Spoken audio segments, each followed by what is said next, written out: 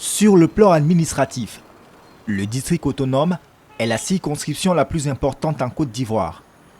Le pays en compte 14 au total, chacun ayant à sa tête un ministre-gouverneur.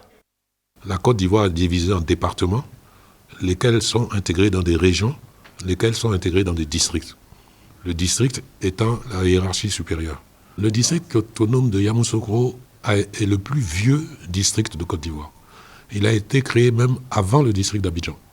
Et il couvre 2 départements. Le département de Yamoussoukro et le département d'Atiéguakro.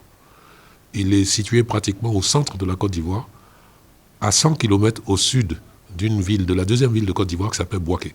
Les districts autonomes concourent au bien-être des populations. À Yamoussoukro par exemple, plusieurs projets de développement se peaufinent. Nous fonctionnons sous le mode d'établissement de programmes triennaux. Nous écrivons un programme sur 3 ans et chaque année, le gouvernement met à notre disposition l'argent nécessaire pour réaliser une année de ce programme triennal.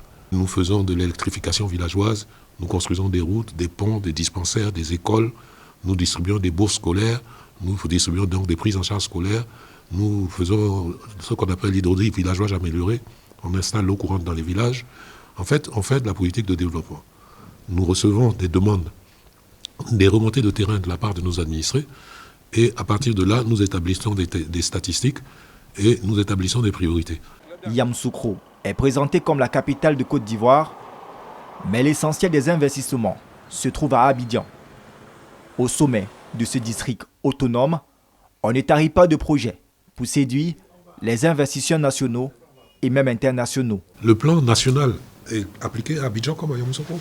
Il y a une zone industrielle qui a été créée à Yamoussoukro, à quelques 20 km d'ici, et des usines sont déjà implantées, sont en train de s'implanter. Et nous avons des critères. Quand il pollue, il faut dépolluer. On a des critères très fermes là-dessus.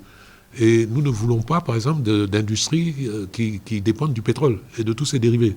Afin de rapprocher l'administration des administrés, la Côte d'Ivoire est composée de districts autonomes dont le fonctionnement et la gestion sont détachés de l'État central. Un parfait exemple de décentralisation.